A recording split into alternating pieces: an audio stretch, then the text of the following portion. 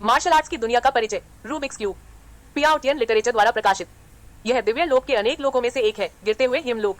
गिरते हुए हिमलोक में वर्ष भर बर्फ गिरती रहती है और पानी बर्फ में बदल जाता है। इस वीरान बर्फीले मैदान के ऊपर एक क्षण में दर्जनों छोटे छोटे बर्फ के कण किसी चीज की ओर आकर्षित होते हुए, घूमते और संघनित होते हुए धीरे धीरे एक भंवर में फैलते हुए दिखाई दिए। भंवर के केंद्र में पारे जैसा चमकीला एक हल्का पर्दा हवा में से प्रकट हुआ। अगले ही क्षण समुद्री नीले रंग के धुंधले कपड़े पहने एक महिला उस हल्के पर्दे से बाहर निकली। वह स्त्री दुबली पतली थी और उसके बाल झरने जैसे लंबे और काले थे। उसके सिर से पांव तक एक पवित्र आभा थी, मानो बर्फीले मैदान पर खिले हुए शुद्ध जैड कमल हो। हालांकि उसका चेहरा पीला था और उसके मुंह के कोने पर खून के निशान थे, जिसने उसकी मूल चमक और अलौकिक आभा को नष्ट कर दिया था। प्रकाश का पर्दा गायब हो गया, लेकिन महिला ने मुंह में खून थूक दिया और वह और अधिक उदास हो गई। बड़ी बहन, एक स्पष्ट महिला की आवाज हवा में गूंजी और सफेद रोशनी का एक गोला महिला के शरीर से उड़कर एक युवा लड़की के शरीर में समा गया। बहन, क्या आप ठीक हैं? सब ठीक है, समुद्री नीले रंग की पोशाक वाली महिला ने हाथ हिलाया। वह गंभीर रूप से घायल थी और उसे अंतरिक्ष में लंबी दूरी तय करके दिव्य क्षेत्र के दूसरे लोक तक जाना पड़ा, जिससे उसकी चोटें और भी गंभीर हो गईं। यह कहाँ है? समुद्री नीले रंग की पोशाक वाली महिला ने पूछा। लड़की ने जेड पर्ची निकाली और उसकी चेतना उसमें गहराई तक प्रवेश कर गई और बोली, बहन, हम गिरते हुए हिम क्षेत्र में पहुंच गए हैं। गिरती बर्फ का क्षेत्र। नीले वस्त्र वाली महिला का दिल तेजी से धड़का और फिर उसने आह भरी। मैंने दिव्य क्षेत्र के 3000 लोगों की कई बार यात्रा की है, लेकिन मुझे कभी उम्मीद नहीं थी कि मैं गिरती बर्फ के क्षेत्र में पहुंच पाऊंगी। मेरा असली नाम मुकियान शुए है और यही गिरती बर्फ का क्षेत्र है। गिरती बर्फ, शायद यही वो जगह है जहां मैं मरूंगी। बहन, नहीं, हम। लड़की कुछ बोलने ही वाली थी कि तभी शून्य से एक जोरदार ऊर्जा का कंपन हुआ। अगले ही पल मानो दो अदृश्य बड़े हाथों ने अंतरिक्ष को चीर दिया हो और एक काले कपड़े वाला आदमी बाहर आकर शून्य में खड़ा हो गया। जब लड़की ने उस आदमी को देखा तो उसके चेहरे के भाव अचानक बदल गए और वह अपनी बात आगे नहीं बढ़ा सकी। काले कपड़े पहने आदमी दिखने में तो सुंदर था, लेकिन उसकी आंखें खून जैसी लाल थी, जिससे वह थोड़ा खोखला लग रहा था।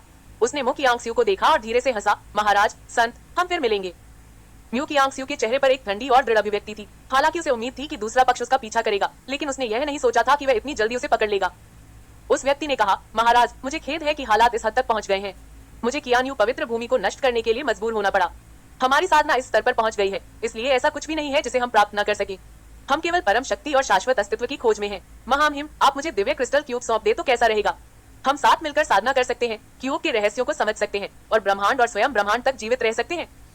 म्यूकियांग ने अपने शरीर के भीतर दिव्य शक्ति को जुटाया और ठंडे स्वर में कहा, अर्थहीन शब्द कहने की कोई आवश्यकता नहीं है। तियान मिंगजी, आप कियान्यू पवित्र भूमि को नष्ट कर सकते हैं, लेकिन अगर आप मुझे मारना चाहते हैं तो आपको भारी कीमत चुकानी होगी। सचमुच? तो मेरे पास इसे आजमाने के अलावा कोई चारा नहीं है। तियान मिंगजी नाम के उस आदमी को इसकी परवाह नहीं थी। उसने अपना दाहिना हाथ घुमाया और उसकी हथेली में एक प्राचीन शिवालय प्रकट हुआ। यह हुआंगहोंग लिंगबाओ देवागमन मीनार थी, जो देवताओं को बंद कर सकती थी और राक्षसों को बंद कर सकती थी और हजारों योद्धाओं को रखने के लिए एक कंटेनर के रूप में भी काम कर सकती थी। आधा महीना पहले उस आदमी ने ईश्वर के राज्य की विभिन्न शक्तियों के 10,000 से ज्यादा शक्तिशाली पुरुषों को अचानक कियान्यू पवित्र भूमि में प्रकट होने और उसे नष्ट करने के लिए देवागमन मीनार पर भरोसा किया था। तियान मिंगजी ने प्रदत्त देवताओं के टॉवर को हवा में उछाल दिया। जैसे जैसे सुनहरी रोशनी तेज होती गई, लुशुए राज्य में 10,000 बलवान पुरुष हवा में प्रकट हो गए। एक पल के लिए पूरा आकाश घनी मानव आकृतियों से भर गया। 10,000 से अधिक लोग शून्य में खड़े होकर बर्फ के मैदान पर अकेली और असहाय खड़ी दो महिलाओं को देख रहे थे। उनकी आंखें उदासीनता से भरी हुई थी। जब म्यूकियांग ने यह दृश्य देखा तो उसके मुंह के कोने पर एक व्यंग्यात्मक भाव उभर आया। यही वह क्षण था जिसका उसे इंतजार था। पाताल लोक की पवित्र भूमि, हुन्युआन की पवित्र भूमि, गुलांग महल, रक्तदुष्ट द्वीप, तुम सब मिलकर कियान्यू की पवित्र भूमि को नष्ट करने के लिए तैयार हो गए हो। इसलिए आज मैं अपनी आत्मा का बलिदान दूंगी और तुम सबको अपने साथ दफना दूंगी। तियान मिंगजी ने कहा, मुकियांग, मैं तुम्हारा सम्मान करता हूँ और तुम्हारी ताकत और अविश्वसनीय प्रतिभा की प्रशंसा करता हूँ, लेकिन अब तुम गंभीर रूप से घायल हो और 10,000 शक्तिशाली देवताओं का सामना कर रहे हो। तुम्हारे जीतने की कोई संभावना नहीं है। तुम दिव्य क्रिस्टल क्यूब क्यों नहीं सौंप देते और मैं तुम्हारी और तुम्हारी बहन की जान बख्श दूंगा। म्यूकियांग ने उसकी बात अनसुनी कर दी। सोचते सोचते म्यूकियांग की हथेली से 1 इंच चौकोर धूसर घन, जिसकी सतह पर काले अक्षर लिखे थे, धीरे धीरे उभरा। यह वही दिव्य क्रिस्टल घन था जिसने पूरे दिव्य लोक में खलबली मचा दी थी। म्यूकियांग ने अपनी सारी दिव्य शक्ति दिव्य क्रिस्टल क्यूब में डाल दी। हालांकि दिव्य क्रिस्टल क्यूब उसके हाथों में 1 साल से भी कम समय से था, फिर भी उसने इसके कुछ रहस्यों को समझ लिया था। यह शायद किसी महान सच्चे देवता द्वारा अपनी मृत्यु के बाद छोड़ा गया आत्मा क्रिस्टल था। इसमें सभी प्राणियों की आत्माओं को चकनाचूर करने की भयानक शक्ति थी। हालांकि म्यूकियांग की शक्ति के साथ वह अभी भी इस शक्ति को नियंत्रित नहीं कर पाई थी और उसकी अपनी आत्मा भी दिव्य क्रिस्टल क्यूब द्वारा निगल ली जाएगी और सील कर दी जाएगी। युए, विरोध मत करो। बहन, लड़की को नहीं पता था कि म्यूकियांग क्या करने जा रही थी और इस समय उसका शरीर प्रकाश के पर्दे की एक परत से ढका हुआ था, जो टेलीपोर्टेशन प्रकाश था जो शून्य को तोड़ता था। म्यूकियांग को पहले अपनी बहन को दूर भेजना पड़ा, क्योंकि एक बार जादुई घन की निश्चित शक्ति सक्रिय हो जाती तो उसके आसपास के सभी जीवों की आत्माएं उसमें समा जाती और कुचल जाती। यही कारण था कि वह कियान्यू पवित्र भूमि में इस निश्चित शक्ति का उपयोग नहीं कर सकती थी। हे, तुम अपनी बहन को दूर भेजना चाहते हो, मैं तुम्हें ऐसा कैसे करने दूं? तियान मिंगजी ने अपने हाथों से मुहरें बनाई। 10 मील के दायरे में शून्य को स्थिर करने की कोशिश कर रहा था। हालांकि इस समय उसके हाव भाव थोड़े बदल गए। म्यू कियांग स्यू के हाथ में दिव्य क्रिस्टल घन एक ऐसी शक्ति को संघनित कर रहा था जिससे उसकी आत्मा भय से कांप रही थी। ये तो तियान मिंगजी का दिल धड़क उठा और बनने वाली मुहरों की गति अनायासी धीमी हो गई। उसे एक संकट का एहसास हुआ जिससे उसकी जान को खतरा था। स्वर्ग और पृथ्वी की महत्वपूर्ण ऊर्जा अचानक हिंसक हो गई, जिससे दिव्य क्रिस्टल क्यूब के ऊपर एक ऊर्जा भंवर बन गया। आत्मा को मार्गदर्शक के रूप में उपयोग करके और सच्चे ईश्वर की शक्ति उधार लेकर आत्मा का नाश हो जाता है। म्यू कियांग स्यू ने ये शब्द स्पष्ट और उदासीन भाव से कहे और फिर उसका शरीर हवा से तारों की रोशनी में बदल गया और उसकी आत्मा और चेतना सब बहते हुए प्रकाश में बदल गए और दिव्य क्रिस्टल क्यूब में विलीन हो गए। यह दृश्य देखकर तियान मिंगजी का चेहरा एकदम बदल गया। उसने बिना किसी हिचकिचाहट के उस जगह को चीर दिया और भागना चाहा, लेकिन इसी क्षण दिव्य क्रिस्टल क्यूब पर मौजूद भयानक ऊर्जा फूट पड़ी। यह किसी तारे के विस्फोट जैसा था और आसपास का स्थान कागज के टुकड़ों की तरह बिखर गया। देवलोक से लुओशु लोक में आए 10,000 शक्तिशाली लोगों को जीवन मरण के संकट का एहसास हुआ। वे शक्तिशाली लोग जो इंटरफेस से स्वतंत्र रूप से आवागमन करने में सक्षम थे, शून्य में भाग जाना चाहते थे, लेकिन तब तक बहुत देर हो चुकी थी। आसपास का स्थान उस भयानक ऊर्जा से तुरंत नष्ट हो गया। विशाल तूफान भंवर ने उन्हें कागज के टुकड़ों की तरह लपेट लिया और फिर उनके शरीर धूल में बदल गए और गायब हो गए और उनकी आत्माएं तूफान से टुकड़े टुकड़े हो गईं। ये आत्मा के टुकड़े भंवर द्वारा जादुई घन में समाहित हो गए। विशाल स्थानिक पतन ने गिरते हुए हिम क्षेत्र के एक कोने को एक पूर्ण मृत क्षेत्र में बदल दिया, जो एक विनाशकारी स्थानिक तूफान से भर गया। सभी आत्मा के टुकड़ों को निगलने के बाद दिव्य क्रिस्टल घन भी स्थानिक तूफान में बह गया और शून्य में चला गया। मार्शल वर्ड अध्याय 1 लिन मिंग पियाओटियन लिटरेचर द्वारा प्रकाशित। एक बड़े संप्रदाय की मार्शल आर्ट शाखा के रूप में किशुआनवु हवेली में कई विरासत में मिली मार्शल आर्ट मौजूद है और मार्शल आर्ट के उस्ताद भी सिखाते हैं। स्वाभाविक रूप से तियान्युन साम्राज्य के उन सभी युवाओं के मन में जो मार्शल आर्ट में रुचि रखते हैं, यह मार्शल आर्ट की पवित्र भूमि बन गई है। बेशक किशुआनवु हवेली में शिष्यों और छात्रों की भर्ती की सीमा भी काफी ऊंची है और यह कहना अतिशयोक्ति नहीं होगी कि यह लाखों में एक है। एक गर्मी के दिन दाजोंग पर्वत की तलहटी में जंगल के एक घास के मैदान में एक किशोर लड़का अपनी मुट्ठियों को कपड़े की पट्टियों में बांधे और अपने ऊपरी शरीर को नंगा किए एक पेड़ के सामने खड़ा था जो एक आदमी के आलिंगन जितना मोटा था और एक के बाद एक मौके से पेड़ के तने पर जोरदार प्रहार कर रहा था। धमाका धमाका जंगल में धीमी आवाजें गूंज उठी। जिस पेड़ पर चोट लगी थी उसकी छाल साफ तौर पर क्षतिग्रस्त हो गई थी, जिससे उसकी धूसर सफेद लकड़ी दिखाई दे रही थी जिस पर खून के धब्बे थे। युवक का नाम लिन मिंग है और उसके पास तीसरी श्रेणी की मार्शल आर्ट प्रतिभा है। तियान्युन देश में आधी आबादी में मार्शल आर्ट की कोई प्रतिभा नहीं है और वे प्रशिक्षण के लिए बिल्कुल भी उपयुक्त नहीं है। बाकी आधी आबादी में से 80% से ज्यादा लोगों में मार्शल आर्ट की पहली श्रेणी की ही प्रतिभा है, यानी अगर वे अभ्यास भी करें तो भी उन्हें कुछ हासिल नहीं होगा। शेष 10वें हिस्से से भी कम आबादी में से लगभग 90% में मार्शल आर्ट की दूसरी श्रेणी की प्रतिभा है। हालांकि लगन से मार्शल आर्ट का अभ्यास करने से कुछ सफलता मिल सकती है, लेकिन इसमें माहिर बनना बहुत मुश्किल है। लिन मिंग की तृतीय श्रेणी की मार्शल आर्ट प्रतिभा को शीर्ष पायदान पर माना जा सकता है, मुश्किल से 100 में से एक, लेकिन इस तरह की मार्शल आर्ट प्रतिभा के साथ वह अभी भी 7 गहन मार्शल पैलेस में प्रवेश करने के लिए पर्याप्त नहीं था। लिन मिंग इस बारे में बहुत स्पष्ट थे। लैन यूनुए एक खूबसूरत लड़की जो लिन मिंग के साथ पली बड़ी थी और उसके साथ अभ्यास करती थी, वे भी लिन मिंग जैसी ही तीसरी कक्षा की प्रतिभा थी। वे दोनों तियान्युन मार्शल आर्ट्स हवेली की प्रवेश परीक्षा देने के लिए सहमत हो गई, जो कि किशुआनवु हवेली से बहुत कमतर थी। तियान्युन मार्शल आर्ट्स अकादमी तियान्युन राज्य से संबद्ध है। इसकी स्थापना को केवल 80 वर्ष हुए हैं। इसके कौशल, विरासत और आधार बहुत सीमित है। मार्शल आर्ट कौशल की विरासत मार्शल कलाकारों के लिए अत्यंत महत्वपूर्ण है। अच्छे मार्शल आर्ट कौशल के बिना शरीर प्रशिक्षण चरण को पूरा करना और उच्च मार्शल आर्ट क्षेत्र तक पहुंचने के लिए मेरिडियन को संगठित करना अत्यंत कठिन है। शिरा संघनन चरण वह क्षेत्र है जिसकी कई योद्धा आकांक्षा रखते हैं और यह युद्ध कला के मार्ग में पहला पड़ाव भी है। शिराओं के संगठित होने के बाद योद्धा का जीवन काल बहुत बढ़ जाता है और वह कुलीन बन सकता है, उत्तम वस्त्र और भोजन का जीवन जी सकता है और अपने वंशजों के लिए आशीर्वाद प्राप्त कर सकता है। नस संगठन योद्धाओं के प्रशिक्षण के मामले में तियान्युन मार्शल आर्ट्स अकादमी किक्सुआन मार्शल आर्ट्स अकादमी से बहुत पीछे है। लिन मिंग मार्शल आर्ट के प्रति समर्पित था और स्वाभाविक रूप से किक्सुआनवु हवेली जाने का सपना देखता था। अगर उसमें प्रतिभा की कमी होती तो वह परीक्षकों को प्रभावित करने के लिए केवल परिश्रम और लगन पर ही निर्भर रह सकता था, लेकिन उम्मीद बहुत ज्यादा नहीं थी। एक बार मार्शल आर्ट हवेली में प्रवेश की परीक्षा में फेल हो जाने पर उसे अगली परीक्षा के इंतजार में आधा साल बर्बाद करना पड़ता। एक योद्धा के लिए समय भी बहुत कीमती होता है। इसके आधार पर और लैन यूनुए के कारण लिन मिंग ने तियान्युन मार्शल अकादमी में प्रवेश करने का फैसला किया। लिन मिंग और लैन यूनुए इतने सालों से साथ साथ अभ्यास और खेल रहे हैं। हालांकि वे अभी भी युवा हैं और शादी के चरण तक नहीं पहुंचे हैं, फिर भी उनके बीच एक स्पष्ट स्नेह पहले ही विकसित हो चुका है। लिन मिंग के माता पिता भी लैन यूनुए को बहुत पसंद करते हैं और अक्सर उसे अपने घर रात के खाने पर आमंत्रित करते हैं। लिन मिंग और लैन यूनुए हमेशा से एक दूसरे के लिए भावनाएं रखते रहे हैं और उनके बीच बस खिड़की के कागज की एक पतली परत है। जैसे जैसे वे बड़े होते जाएंगे यह खिड़की का कागज टूटता जाएगा। लिन मिंग ने दोनों के बीच हुए समझौते को बहुत महत्व दिया। उसने ठान लिया था कि तियान्युन मार्शल अकादमी में भी वह संगठित शिराओं के क्षेत्र तक पहुंचने का प्रयास करेगा। हालांकि तियान्युन मार्शल आर्ट्स अकादमी की प्रवेश परीक्षा के दिन लैन यूनुए उपस्थित नहीं हुई। लिन मिंग ने शुरू में सोचा था कि लैन यूनुए कुछ मामलों के कारण उपस्थित नहीं हो पाई थी, लेकिन बाद में उसे पता चला कि लैन यूनुए ने 7 गहन मार्शल हवेली में प्रवेश किया था और जिसने उसे 7 गहन मार्शल हवेली का शिष्य बनने की सिफारिश की थी वह जू यान था, जो कि किंगसोंग शहर के पहले परिवार जू परिवार का प्रतिभाशाली युवा गुरु था। हालांकि लिन मिंग केवल 15 साल का था, वह बचपन से ही अपने माता पिता के साथ दुनिया में घूमता रहा था और उसका दिमाग उसी उम्र के अन्य बच्चों की तुलना में कहीं अधिक परिपक्व था। वह अच्छी तरह जानता था कि जू यान द्वारा लैन यूनुए को 7 गहन मार्शल पैलेस में प्रवेश देने की सिफारिश करने का क्या मतलब था। झू परिवार जैसे बड़े परिवारों के बेटे पत्नी चुनते समय न केवल महिला के रूप और स्वभाव पर विचार करते हैं, बल्कि उसकी मार्शल आर्ट प्रतिभा पर भी ध्यान देते हैं। उच्च प्रतिभा वाली संतानों के प्रतिभाशाली बच्चों को जन्म देने की संभावना अधिक होती है। हालांकि लान यूनुए की पारिवारिक पृष्ठभूमि साधारण है, लेकिन उसकी तीसरी कक्षा की उच्च स्तरीय प्रतिभा लड़कियों के बीच पहले से ही बहुत अच्छी है। हालांकि झू परिवार के लिए उच्च प्रतिभा वाले किसी व्यक्ति को ढूंढना असंभव नहीं है। लान यूनुए खुद सुंदर है और उसका स्वभाव उत्कृष्ट है, इसलिए झू यान का उसे पसंद करना सामान्य है।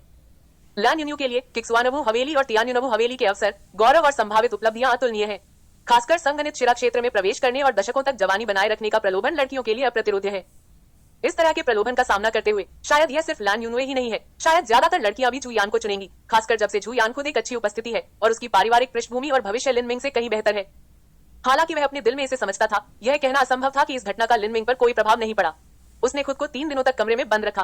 3 दिनों के बाद वह कमरे से बाहर निकला, खाया, सोया और अभ्यास किया, और उसने पहले से भी ज्यादा लगन से अभ्यास किया। लान यूनुए के जाने से पहले ही वह संगणित शिराओं के चरण को पार करके मार्शल आर्ट के उच्चतर क्षेत्र में प्रवेश करने की आकांक्षा रखता था। अब लिन मिंग अभी भी इस आकांक्षा पर अड़ा हुआ था। अगर पहले उसे कुछ चिंताएं थी, तो लान यूनुए के जाने से मार्शल आर्ट में आगे बढ़ने का उसका संकल्प और भी दृढ़ हो गया। उन्होंने 7 शुवानबु हवेली के लिए परीक्षा देने का निर्णय लिया। हालांकि यह प्रक्रिया कठिनाइयों से भरी थी। धमाका धमाका, पेड़ों के तनों पर मुक्कों की धीमी आवाज अभी भी जंगल में गूंज रही थी। इस पेड़ को आयनवुड कहते हैं। इसकी छाल न केवल बेहद मजबूत होती है, बल्कि इसमें जबरदस्त उपचार क्षमता भी होती है। कई मार्शल आर्ट के शुरुआती खिलाड़ी ताकत का अभ्यास करने के लिए इस आयनवुड को चुनते हैं। लिन मिंग ने अनगिनत घूंसे मारे, आखिरकार उसकी सारी ताकत खत्म हो गई। वह एक पेड़ के तने से टिककर एक चट्टान पर बैठ गया। उसने जमीन पर पड़े अपने बैग से कुछ जड़ी बूटियां निकाली, उन्हें कुचला और अपनी चोटिल मुट्ठियों पर मल लिया। मार्शल आर्टिस्ट को नियमित रूप से जड़ी बूटियों का इस्तेमाल करना चाहिए, वरना उन्हें छिपी हुई चोटें लग सकती हैं। अगर छिपी हुई चोटें जमा हो जाएं, तो वे विकलांगता या मौत का कारण भी बन सकती हैं।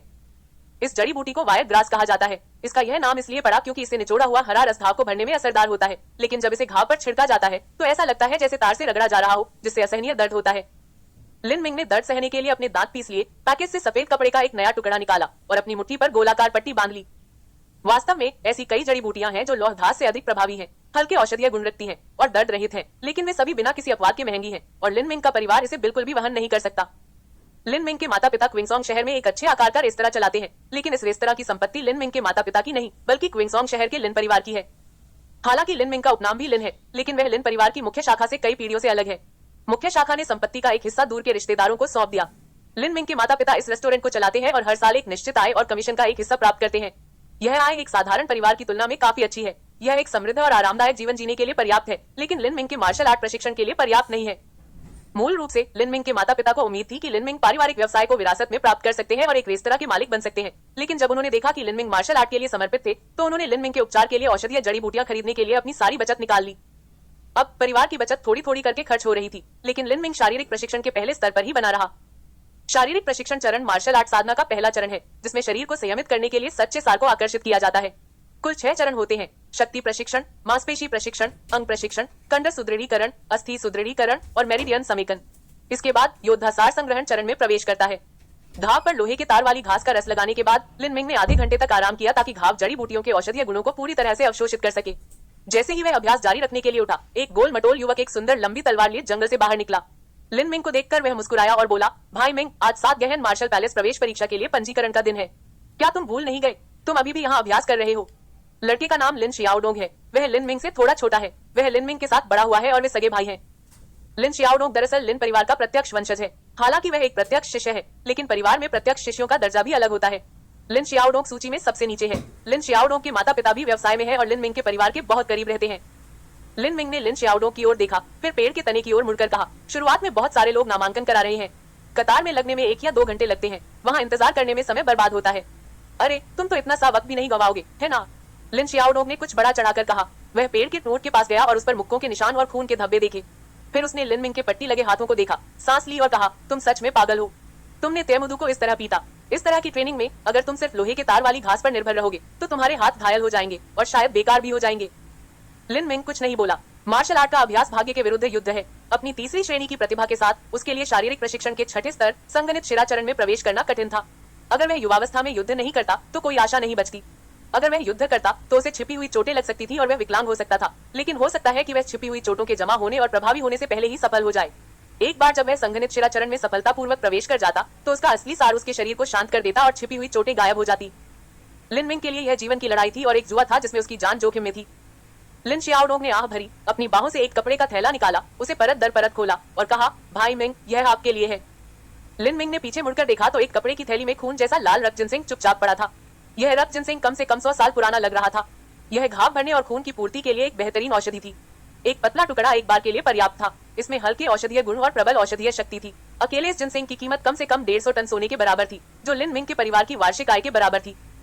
लिन मिंग एक पल के लिए रुका, फिर अपना सिर हिलाया और कहा, मैं यह रक्त जिनसिंग नहीं ले सकता। भाई तो भाई होते हैं, लेकिन यह रक्त जिनसिंग बहुत कीमती है। लिन शियाओडोंग का परिवार लिन परिवार के प्रत्यक्ष वंशजों में से केवल अंतिम है। हालांकि उनके परिवार की आर्थिक स्थिति लिन मिंग से काफी बेहतर है, लेकिन अगर वे इसका इस्तेमाल लिन शियाओडोंग की खेती में करते हैं तो उनकी आर्थिक स्थिति बहुत अच्छी नहीं होगी। हालांकि लिन शियाओडोंग ने लिन मिंग पर रक्त जिनसिंग थोपते हुए कहा, मैंने यह रक्त जिनसिंग तुम्हारे लिए खरीदा है। मैं कुछ समय से अभ्यास कर रहा हूँ और मेरे शरीर पर छिपी हुई चोटें कुछ भी नहीं है। इसका इस्तेमाल करना बेकार होगा। अगर तुम इसका इस्तेमाल नहीं करोगे तो मैं इसे मुफ्त में खरीद लाया हूँ, और अगर तुम इसे वापस कर दोगे तो यह बेकार होगा। दरअसल मेरे पिता को मुझसे कोई ज्यादा उम्मीदें नहीं है। उन्हें बस यही उम्मीद है कि मैं इस जन्म में लिन परिवार की सीधी वंशावली की उपाधि बरकरार रख सकूं और अगली पीढ़ी को इसे खोने न दूं। लिन मिंग कुछ देर चुप रहा, फिर उसने रक्त जिनसिंग को एक तरफ रख दिया और कहा, ठीक है, मैं यह रक्त जिनसिंग ले लूंगा। सिर्फ इस जिनसिंग के लिए मुझे संगनित शिरा क्षेत्र को तोड़ना होगा। हाँ, यह तो बिल्कुल वैसा ही है जैसा तुम कह रही हो। मैं न सिर्फ संगनित शिराओं के दायरे को तोड़ना चाहता हूँ, बल्कि उस झूयान को भी हराना चाहता हूँ। वो कमीना, मैं उसे बहुत समय से नापसंद करता हूँ। झूयान। लिन मिंग ने राहत की सांस ली। उसकी अपनी प्रतिभा बुरी नहीं थी, लेकिन झूयान की प्रतिभा शानदार थी। झूयान को पहले ही 7 गहन युद्ध महलों द्वारा स्वीकार कर लिया गया था और वह स्वर्गीय महल का एक वरिष्ठ शिष्य था। उसकी शक्ति शारीरिक प्रशिक्षण के तीसरे स्तर के शिखर पर पहुंच गई थी। फिर भी लिन मिंग ने झूयान से आगे निकलने का लक्ष्य निर्धारित किया। यह लैन यूनुए की वजह से नहीं था, बल्कि इसलिए कि मार्शल आर्ट के क्षेत्र में आगे बढ़ने के लिए अनिवार्य रूप से एक के बाद एक दहलीज पार करनी होगी और एक के बाद एक पहाड़ चढ़ना होगा। अगर वह इस जीवन काल में झूयान को पकड़ भी लेता तो उसे 10 साल से ज्यादा या दशकों भी लग सकते थे। दाजो पर्वत की तलहटी में 20 मील तक फैला एक भवन परिसर है।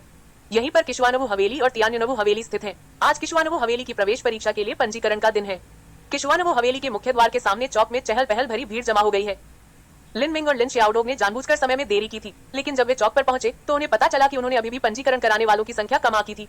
आवेदक 3 कतारों में खड़े थे। हर कतार दर्जनों मीटर लंबी थी। अगर वे इसी तरह कतार में लगे रहे तो कम से कम आधा घंटा लग जाएगा। रुको, लिन शियाओडोंग ने आह भरी और असहाय होकर लाइन के अंत में खड़ा हो गया। हाँ, लिन मिंग ने सिर हिलाया। अरे, वहाँ ज्यादा लोग नहीं हैं। लिन शियाओडोंग ने पास ही एक छोटे से दरवाजे की ओर इशारा किया। वहाँ बस कुछ ही लोग थे और जमीन लाल कालीन से ढकी हुई थी। यह अभिजात वर्ग का क्षेत्र है। लिन मिंग ने साइन पर लिखे शब्दों पर ध्यान दिया। चूंकि किश्वानवु हवेली तियान्युन साम्राज्य में स्थापित है और तियान्युन साम्राज्य की भूमि, इमारतों और संसाधनों का उपयोग करती है, इसलिए यह स्वाभाविक रूप से शक्तिशाली वर्ग को कुछ प्रतिष्ठा प्रदान करेगी। यहाँ तक कि मार्शल आर्ट हवेली के कई मामले भी शक्तिशाली वर्ग को सौंप दिए जाएंगे, जैसे कि आज का नामांकन पंजीकरण। धिक्कार है, लिन शियाओडोंग ने दुखी होकर बुदबुदाया। कुलीनों को शाही संतत्व की आवश्यकता होती है, जो एक वंशानुगत सम्मान है। हालांकि लिन परिवार अमीर है, लेकिन वे कुलीन नहीं है। लिन शियाओडोंग मानसिक संतुलन पाने के लिए रईसों को परजीवी कहकर श्राप देने ही वाला था कि तभी दरवाजा खुला और 2 युवक बाहर निकले। उनमें से एक ने नीले कपड़े पहने थे, कमर में एक लंबी तलवार और सिर पर सोने का मुकुट पहने हुए। वह बहुत सुंदर लग रहा था। लिन मिंग ने उस आदमी को देखकर थोड़ा भौहें चढ़ाई। यह आदमी कोई और नहीं बल्कि झू यान था। झू परिवार की बेटी ने शाही परिवार में विवाह किया और सम्राट की प्रिय उपपत्नी बन गई। इस कारण झू परिवार किंगसोंग शहर में निर्विवाद रूप से सर्वोच्च परिवार बन गया और उसे कुलीनता की उपाधि प्रदान की गई। यही कारण था कि झू यान लैन यून्यू को किश्वानवु हवेली में प्रवेश के लिए अनुशंसित कर पाया। अरे, आज बाहर जाने से पहले मैंने पंचांग नहीं देखा और मैं एक भूत से टकरा गया, लिन शियाओडोंग ने दुखी होकर कहा। झू यान और वह युवक साथ साथ बाहर निकले। उनके पीछे कई अनुयायी भी थे जो कुलीन क्षेत्र के बाहर इंतजार कर रहे थे। स्थिति को देखते हुए झू यान उस युवक को पंजीकरण के लिए ले जा रहा था। वे दोनों लिन मिंग की ओर चल पड़े और अगर वे इसी तरह चलते रहे तो स्वाभाविक रूप से एक दूसरे से टकरा जाएंगे। लिन मिंग की हैसियत और ताकत को देखते हुए अगर वह उससे टकरा जाता तो उसे नुकसान हो सकता था, लेकिन लिन मिंग ने उसे नजरअंदाज नहीं किया। वह बस शांति से झू यान को आते हुए देखता रहा। लिन मिंग और लिन शियाओडोंग को देखकर झू यान थोड़ा रुका। पहले तो वह चौंका, फिर भौहें सिकोड़ ली। लिन मिंग को देखकर वह बेहद दुखी हुआ। हालांकि उसने लैन यून्युए को पहले ही जीत लिया था, लेकिन उसने शादी से पहले किसी भी तरह की अंतरंगता से इनकार कर दिया था। यह स्पष्ट था कि लैन यून्युए के मन में अब भी लिन मिंग के लिए भावनाएं थी और उसे अपराध बोध हो रहा था। उसने उसे सिर्फ 7 गहन सैन्य भवनों के कारण चुना था। कोई भी पुरुष अपनी होने वाली पत्नी को किसी और के लिए भावनाएं रखना बर्दाश्त नहीं कर सकता, और झू यान भी इसका अपवाद नहीं था। आपका नाम लिन मिंग है ना? मुझे उम्मीद नहीं थी कि आप मेरे पीछे यहाँ आएंगे। आप शारीरिक प्रशिक्षण के पहले स्तर पर हैं और आप 7 गहन मार्शल पैलेस के लिए प्रवेश परीक्षा देना चाहते हैं। झू यान की बातों में व्यंग्य साफ था। वह लिन मिंग को कभी भी सप्तम गहन युद्ध महल में प्रवेश नहीं करने देगा। हालांकि लिन मिंग की ताकत उसके लिए जिक्र करने लायक नहीं थी, लेकिन जब तक यह आदमी सप्तम गहन युद्ध महल में है, लैन यून्यू के लिए लिन मिंग को भूलना नामुमकिन होगा। मैं परीक्षा पास कर पाऊंगा या नहीं, यह मेरी समस्या है। मैं यहाँ किसी का अनुसरण करने नहीं आया हूँ। मैं 7 गहन मार्शल पैलेस में सिर्फ अपनी मार्शल आर्ट सीखने आया हूँ। Martial art? तुम औसत से ऊपर की प्रतिभा वाले एक बच्चे यह कहने की हिम्मत कैसे कर सकते हो कि तुम मार्शल आर्ट सीख रहे हो? तुम्हारी हिम्मत कैसे हुई ऐसा कहने की? झू यान ने यह कहा। उसकी उंगलियां हल्के से चटकने लगी और फिर उसकी कमर में बंधी तलवार अचानक अपने खोल से बाहर निकल आई, मानो किसी आध्यात्मिक शक्ति से। झू यान ने तलवार पकड़ी और हवा में वार किया। तलवार की ऊर्जा की तेज आवाज हवा में फैलती हुई एक हल्की सी लहर तेजी से उठी, जिसने पास के एक पेड़ की आधी छतरी को सीधे चीर दिया। सरसराहट की आवाज के साथ ढेर सारी शाखाएं और पत्तियां जमीन पर गिर पड़ी। आसपास के लोगों की आंखें चौड़ी हो गईं। आखिरकार उनमें से ज्यादातर जुयान की उम्र के ही थे, उससे ज्यादा छोटे नहीं, लेकिन जुयान का मार्शल आर्ट का स्तर उनकी पहुंच से बहुत दूर था। जुयान ने लिनमिंग को डराने के लिए, उसे उन दोनों के बीच के अंतर का एहसास दिलाने के लिए यह तलवार घुमाई।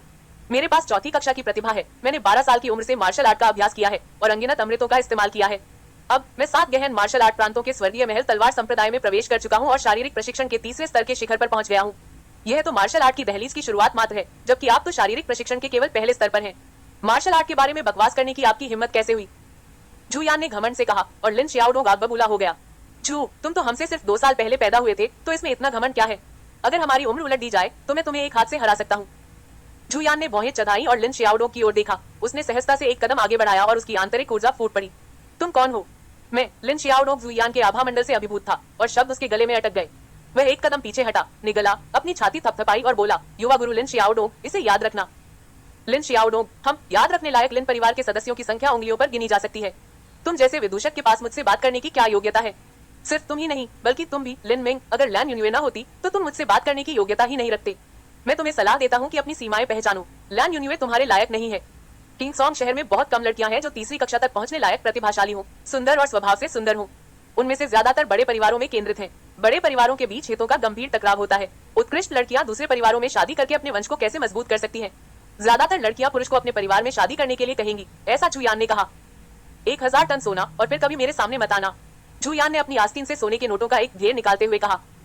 आसपास के लोग तुरंत चौंक गए। 1000 टैल सोना एक बहुत ही बड़ा चढ़ाकर बताई गई राशि थी, जो शारीरिक प्रशिक्षण के चरण में एक योद्धा के लिए 2-3 साल तक उच्च स्तरीय औषधीय जड़ी बूटियों का उपयोग करने के लिए पर्याप्त थी।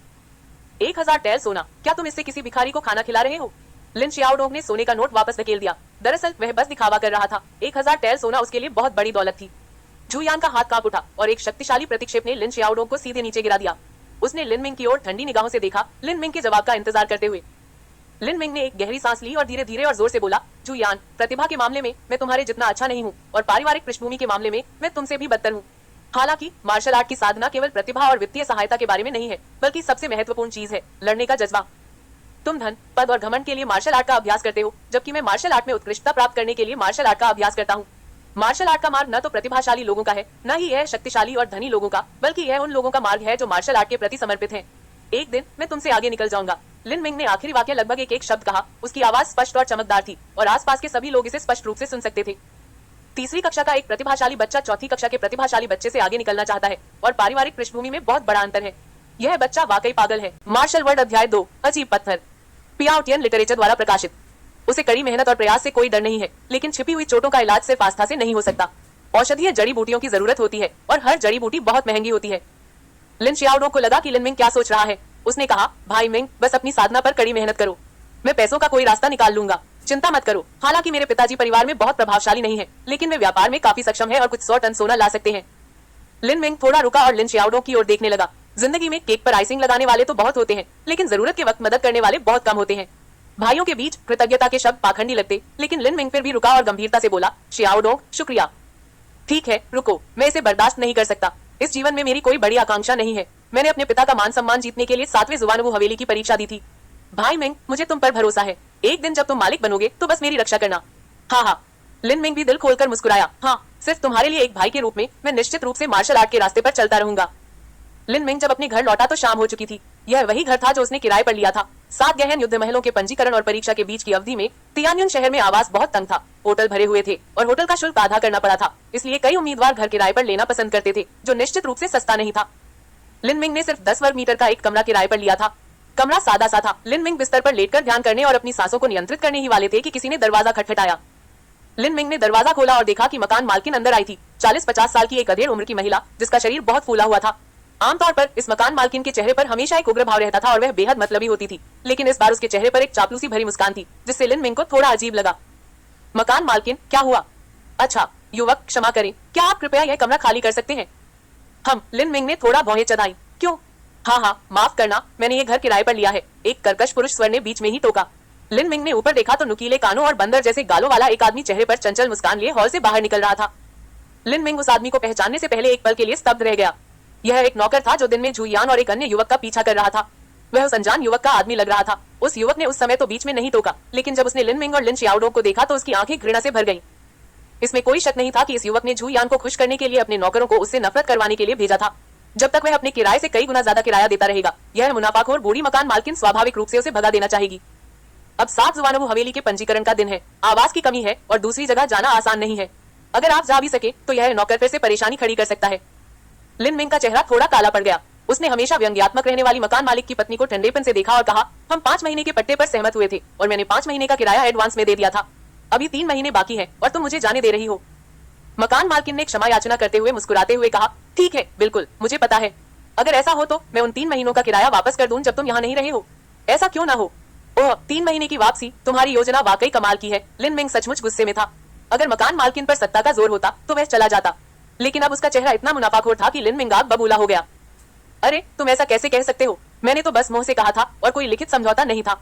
यह घर मेरा है, मैं इसे जिसे चाहूं किराए पर दे सकता हूँ। तियान्युन शहर तियान्युन साम्राज्य की राजधानी है और तियान्युन शहर के मकान मालिकों में अवचेतन रूप से श्रेष्ठता का भाव है। वे दूसरे शहरों के लोगों को देहाती समझते हैं और सबको नीची नजर से देखते हैं। वे बोलते समय बहुत आत्मविश्वास से भरे होते हैं। और तो और उसके बगल वाला आदमी साफ तौर पर एक अमीर और ताकतवर परिवार का नौकर है। इस आदमी के समर्थन से मकान मालिक की पत्नी स्वाभाविक रूप से बहुत सीधी है। इस समय नुकीले कान और बंदर जैसे गालों वाला आदमी भी घमंड से हंसा और बोला, अगर तुम्हें पता है कि तुम्हारे लिए क्या अच्छा है तो अभी यहाँ से चले जाओ। मुझे तुम्हें बताने में कोई डर नहीं है, मैं तुम्हें निशाना बना रहा हूँ। अगर तुम कोई दूसरा नियोक्ता भी ढूंढ लो तो भी मैं तुम्हें बाहर निकाल सकता हूँ। वुफू अकादमी में पंजीकरण कराने से लेकर परीक्षा देने तक तुम्हें अपनी गांड साफ करनी होगी और सड़क पर सोना होगा। हाँ हाँ।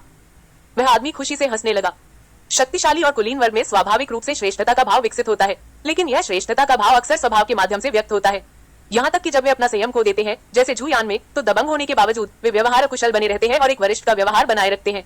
इसके विपरीत शक्तिशाली और कुलीन वर्ग के अधीनस्थ निर्लजता से अहंकारी होते हैं, ठीक वैसे ही जैसे अपने वरिष्ठों पर निर्भर रहने वाले लोग अहंकारी होते हैं। लिन मिंग ने बंदर जैसे दिखने वाले आदमी को देखा। उसकी आंखें धीरे धीरे ठंडी होती जा रही थी। बाहर निकलो, लिन मिंग चिल्लाया और बंदर आदमी की नाक पर घूंसा मारा। एक धमाके के साथ वह आदमी बंदर की तरह पीछे की ओर उड़ गया। पिंग पोंग की आवाजों के साथ लकड़ी के फर्नीचर और बर्तन जमीन पर बिखर गए। वह आदमी बिखरे बालों और चेहरे पर खून के साथ मलबे के ढेर में गिर पड़ा। वह मुट्ठी जो तैमूर का सिर तोड़ सकती थी, उसका मानव चेहरे पर भी पूर्वानुमानित प्रभाव पड़ता। बंदर आदमी की नाक टूट गई।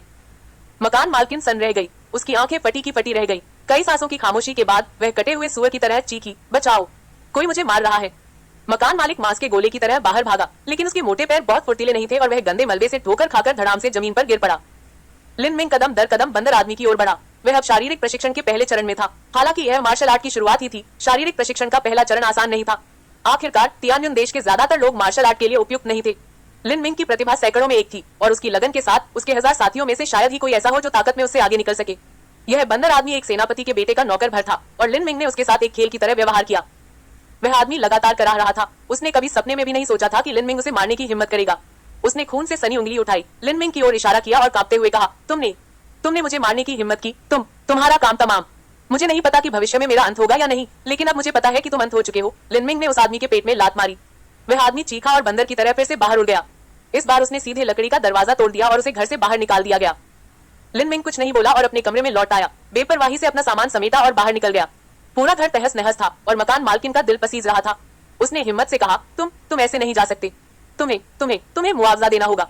लिन मिंग रुका, पीछे मुड़ा और जमीन पर गेंद की तरह मुड़ी हुई बूढ़ी औरत की ओर देखा। मुआवजा दो। जमींदार की आवाज कमजोर होती जा रही थी। उसे लगा कि सामने खड़े युवक की निगाहें पाताल की खाई जैसी थी, जिससे वह सिहर उठी।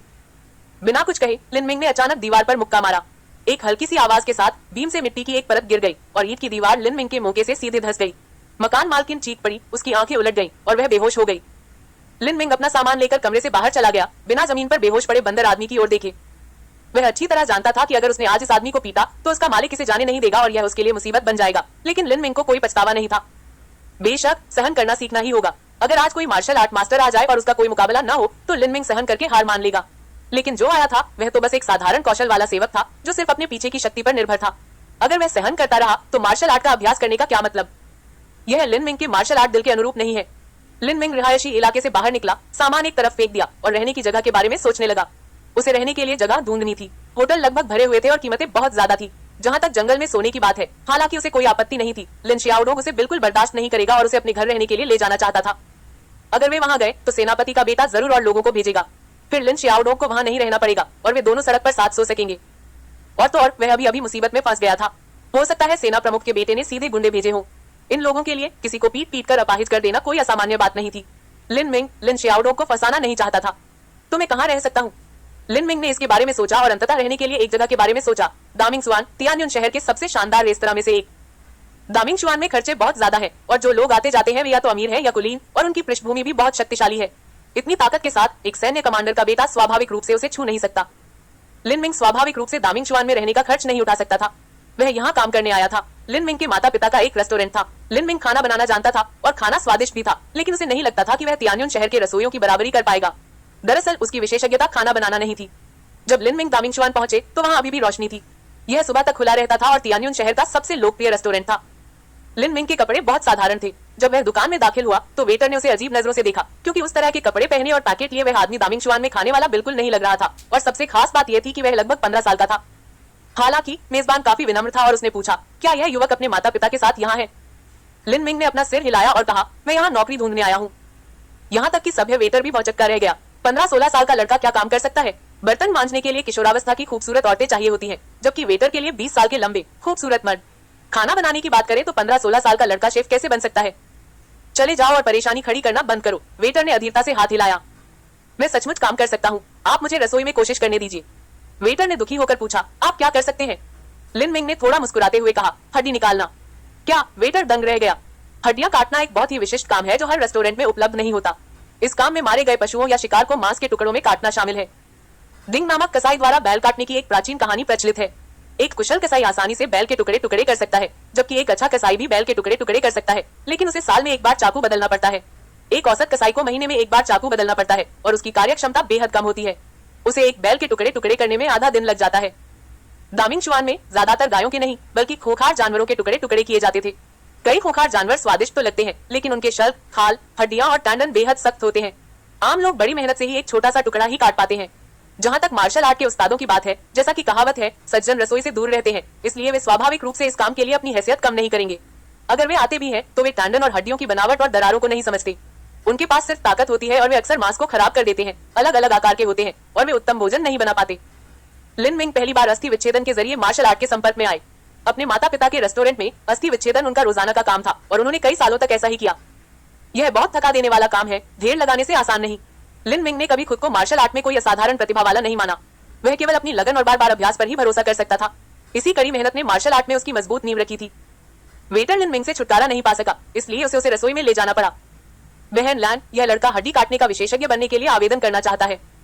हड्डी तोड़ने वाला हाथ। दामिंगशुआन की रसोई में 20 साल की एक खूबसूरत महिला, जिसने रंग बिरंगा चियोंगसम पहना हुआ था, लिन मिंग को ऊपर से नीचे तक देख रही थी। उसके सादे कपड़े और शरणार्थी की तरह ढोए जा रहे भारी बैग देखकर उस खूबसूरत महिला की भौहें थोड़ी सिकुड़ गईं। उसने लिन मिंग को अंदर लाने वाले वेटर से नाराजगी भरी आवाज में कहा, तुम क्या कर रहे हो? किसी को रसोई में लाए हो? डोंगजी, इसे कुछ छुट्टे पैसे दो और भेज दो। इस खूबसूरत महिला ने लिन मिंग को स्पष्ट रूप से एक संकटग्रस्त बच्चे के रूप में देखा। जिस वेटर को डांटा गया था उसके चेहरे पर कड़वाहट थी। दरअसल वह शुरू में लिन मिंग को धक्का देकर बाहर निकालना चाहता था, लेकिन पाया कि लिन मिंग के पैर जड़ पकड़ चुके थे और वह उसे हिला भी नहीं पा रहा था। ठीक है, हड्डियां निकाल रहा एक युवक लिन मिंग को भगाने के लिए आने ही वाला था, लेकिन तभी उसकी आंखें धुंधली पड़ गई और हाथ हल्का हो गया। हड्डियां निकालने वाला चाकू, जो असल में उसके हाथ में था, असल में उस युवक ने छीन लिया था। डोंगजी नाम के युवक को अभी भी समझ नहीं आया कि क्या हो रहा है। लिन मिंग ने कहा, मैं यहाँ खाने की भीख मांगने नहीं आया हूँ। मैडम, मेरे खाना बनाने का हुनर देखने के बाद मुझे भगाने में देर नहीं हुई है। खूबसूरत औरत थोड़ी हैरान हुई। इस लड़के ने तो पहले भी प्रैक्टिस की थी। उसने डोंगजी की तरफ आंखें घुमाई और कहा, तुम बेकार हो, एक बच्चा इसे संभाल नहीं सकता। जाओ और गोदाम से एक सुअर उठा लाओ। यह कहते हुए वह लिन मिंग की ओर मुड़ी और बोली, अगर तुम इसे आधे घंटे में पूरा कर लो तो मैं तुम्हें दामिंगशुआन में ही रखूंगी। डोंगजी को एहसास हुआ कि वह शर्मिंदा है और उसने सुअर को उठाने के लिए मुड़कर देखा। तभी लिन मिंग ने कहा, जरूरत नहीं है, बस यही चलेगा। लिन मिंग ने यह कहा और पास ही खड़े जियाओजिन जानवर की ओर इशारा किया। सुंदर स्त्री आश्चर्यचकित थी। जियाओजिन जानवर एक दूसरे दर्जे का क्रूर जानवर है जिसके पूरे शरीर पर कई टैंडन होते हैं। ये टैंडन बेहद मजबूत होते हैं और तलवारों और चाकुओं से काटना मुश्किल होता है। हालांकि अगर इसमें कुछ खास औषधीय तत्व मिलाकर धीमी आंच पर 3 दिन और 3 रात तक पकाया जाए तो एक स्वादिष्ट और मीठा गाढ़ा सूप बन जाएगा। इस तरह के खूंखार जानवर से निपटना तो दूर, कोई हड्डी तोड़ने वाला भी आ जाए तो भी मुश्किल होगा। यह युवक सचमुच पागल है। क्या मजाक है? इस जियाओजिन जानवर की कीमत 100 टैल सोने से भी ज्यादा है। अगर इसे नष्ट कर दिया जाए तो क्या तुम इसकी कीमत चुका पाओगे? डोंगजी ने गुस्से से कहा। वह अभी भी इस बात पर विचार कर रहा था कि लिन मिंग ने उसका चाकू छीन लिया है। सुंदर महिला ने डोंगजी की ओर आंखें घुमाई और दुखी होकर कहा, क्या तुम इसे नष्ट कर सकते हो? डोंगजी की आवाज रुक गई और उसने बोलना बंद कर दिया। जियाओजिन जानवर कोई सुअर, गाय या भेड़ नहीं है। आम लोग चाकू से उसके शल्क नहीं तोड़ सकते। आम लोगों के लिए इसे नष्ट करना संभव नहीं है। महिला लिन मिंग की ओर मुड़ी और बोली, मैं तुम्हें इसे काटने दूंगी। लिन मिंग ने सिर हिलाया और रसोई में से सबसे अच्छा हड्डी काटने वाला चाकू उठाया। उसने जियाओ जिन जानवर को सिर्फ 2 बार काटा था, दोनों बार लिन परिवार के ताकतवर लोगों के जन्मदिन के भोज में। आखिरकार इस तरह का खूंखार जानवर आम लोगों के बस की बात नहीं थी। गहरी सांस लेते हुए लिन मिंग ने जियाओ जिन जानवर के शल्कों को ध्यान से सहलाया और उभरे हुए टैंडन को महसूस किया। यह प्रक्रिया धूप बत्ती की एक पूरी बत्ती तक चली। उसने अपने मन में एक टैंडन आरेख बनाया जो लिन मिंग की पिछली स्मृति में जियाओ जिन जानवर के टैंडन आरेख के अनुरूप था। इस प्रतीक्षा के दौरान कुछ लोग अधीर हो गए और पूछने लगे, क्या हो रहा है? आपने इसे अभी तक क्यों नहीं काटा? रहस्यमय होना बंद करो और शुरू करो। इसमें कोई आश्चर्य की बात नहीं कि ये लोग अधीर हैं। एक 15 साल का लड़का हड्डियां काट रहा है और जिसके टुकड़े टुकड़े किए जा रहे हैं वह एक दूसरे दर्जे का खोखार जानवर है। इसे किसी भी नजरिए से देखें, यह एक शरारत ही लगती है। लिन मिंग ने इन शंकाओं पर ध्यान नहीं दिया। जब उसने चाकू उठाया तो उसकी आंखें बेहद एकाग्र हो गई थी। अस्थि विच्छेदन उसकी साधना के समान था। मध्याह्न रेखा के नक्शे की पुष्टि करने के बाद लिन मिंग ने आखिरकार अपना चाकू निकाल लिया। उसने कुल्हाड़ी या छुरी का इस्तेमाल नहीं किया, बल्कि सिर्फ एक हड्डी काटने वाला चाकू इस्तेमाल किया जिस पर जोर लगाना मुश्किल था। लिन मिंग के हाथ में यह साधारण खंजर बेहद तेज हो गया। जैसे ही धार गिरी, लिन मिंग ने एक ही वार में जियाओ जिन जानवर के शल्क काट डाले। यह दृश्य देखकर जिन लोगों ने पहले इस पर सवाल उठाए थे वे तुरंत चुप हो गए। ऐसा करने के लिए कलाई की ताकत कम से कम 300 किलोग्राम होनी चाहिए। आमतौर पर जियाओ जिन जानवर के टुकड़े टुकड़े करने के लिए कुल्हाड़ी से काटना या आरी से चीरना पड़ता है। ब्लेड ने टैंडन्स के बीच के गैप को काट दिया और चाकू की गति बेहद सहज थी, मानो कागज काट रहा हो। सिर्फ फुसफुसाहट की आवाज से जियाओ जिन जानवर के शरीर में सफेद टैंडन्स दिखाई देने लगे। लिन मिंग को इतनी आसानी से ऐसा करते देख डोंगजी नाम के उस आदमी ने अपनी आंखें जोर से रगड़ी। उसे तो शक भी हुआ कि उसे कुछ दिख रहा है। क्या ये बच्चा सच में किसी जियाओ जिन जानवर को काट रहा था? लिन मिंग की हरकतें बहते पानी की तरह सहज थी। कभी कभी जब उसे कुछ जानवरों की नसें मिलती जिनसे वह बच नहीं सकता था तो वह उन्हें काटने के लिए बल का इस्तेमाल करता। इस तरह लिन मिंग को जियाओ जिन जानवर के मांस के टुकड़े करने में आधे घंटे से भी कम समय लगा। मांस के टुकड़ों के बगल में रखे सफेद रेशम के टुकड़े जियाओ जिन जानवर के सबसे कीमती पशु नसें थे। ये पशु नसें एक ही लंबाई की थी और लगभग कोई नुकसान नहीं हुआ था। यह दृश्य वाकई अद्भुत था। हालांकि लिन मिंग का हर काम आसान लग रहा था, लेकिन लोग जानते थे कि जियाओ जिन जानवर के टुकड़े टुकड़े करना कितना बड़ा काम है। आमतौर पर 4-5 बड़े आदमियों को मिलकर आधा दिन लग जाता था, लेकिन उस युवक का चेहरा बस हल्का सा लाल हो गया था। ऐसा लग रहा था कि 1-2 और टुकड़े टुकड़े करना कोई बड़ी बात नहीं होगी। उस शाम दामिंग शुआन ज्यादा व्यस्त नहीं था। रसोई में कई लोग देख रहे थे। यह दृश्य देखकर पूरा कमरा खामोश हो गया। तभी लिन मिंग ने अपना चाकू नीचे रखा और कहा, क्या मैं अब यहाँ रह सकता हूँ? मैं दिन में 2 घंटे से ज्यादा काम नहीं कर सकता और मासिक वेतन 5 टन सोना है। मेरी एक शर्त भी है, मुझे मेरे खाने पीने और रहने का इंतजाम करना होगा। सुंदर महिला ने एक क्षण सोचा, फिर सिर हिलाया और कहा, ठीक है। लिन मिंग की परिस्थितियां कम नहीं थी, लेकिन वे निश्चित रूप से इसके लायक थी।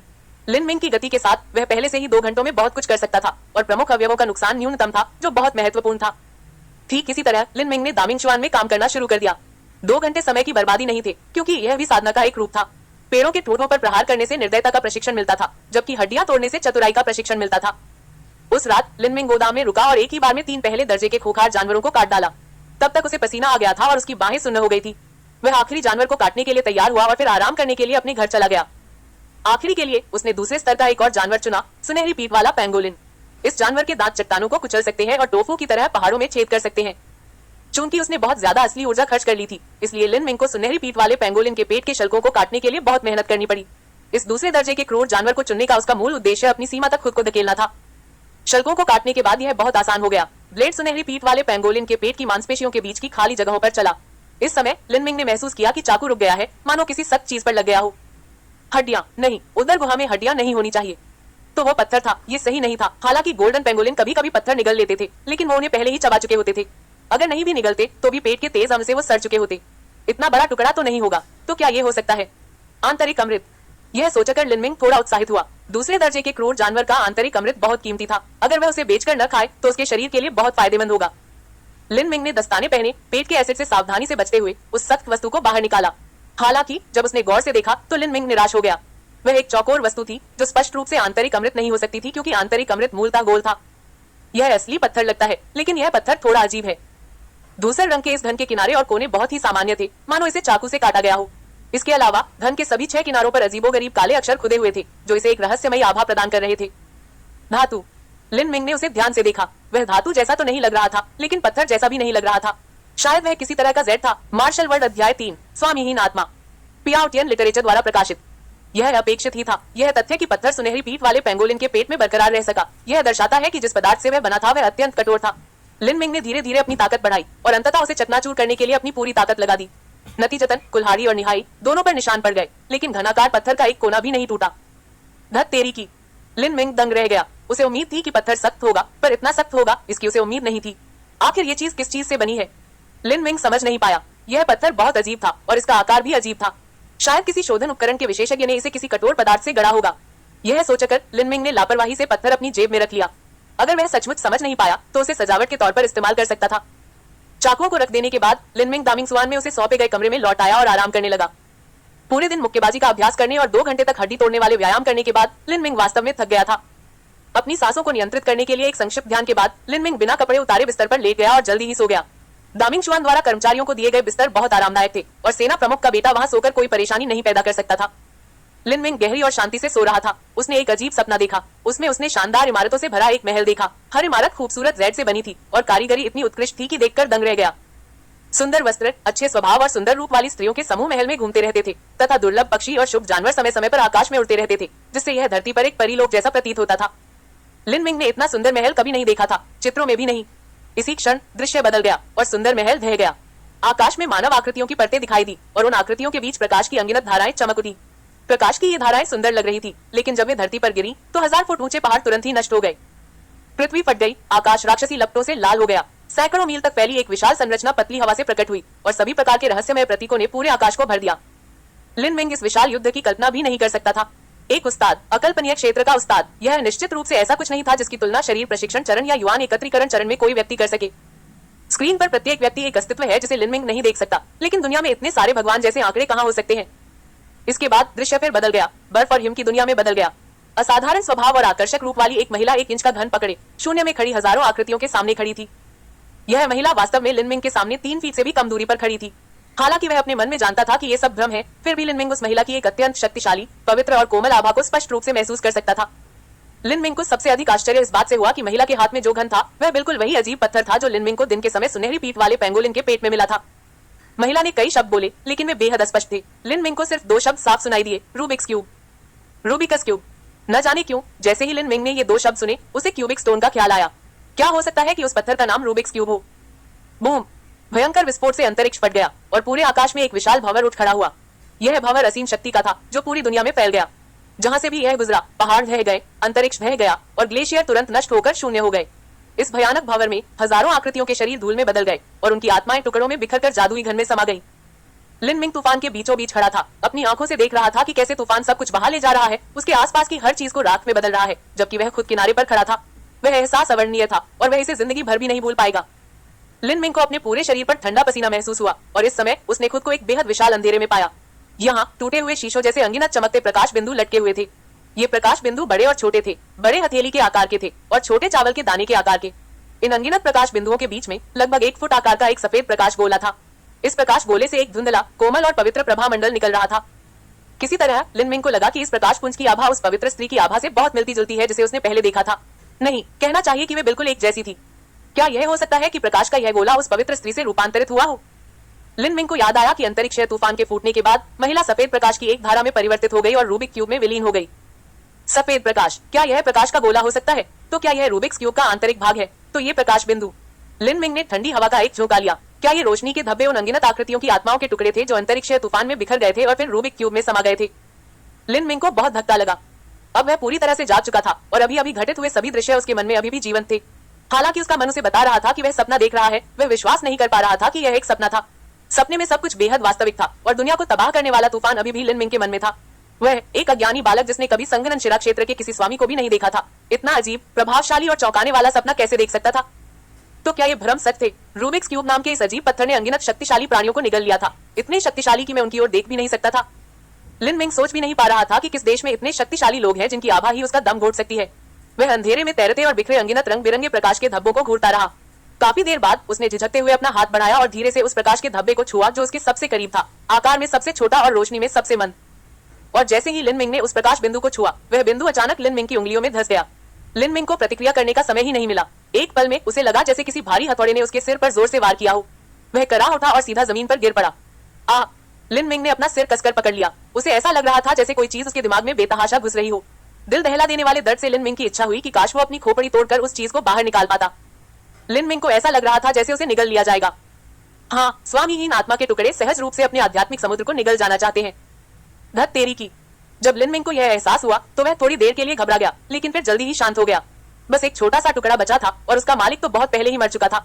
मालिकहीन चेतना के इतने छोटे से टुकड़े से वह कैसे हार सकता था? अचानक दहाड़ते हुए लिन मिंग ने अपनी मुठियां भींच ली। उसके नाखून उसके शरीर में गहराई तक गड़ गए। मेरे दिल को थामे रहो, मेरे मार्शल आर्ट के दिल।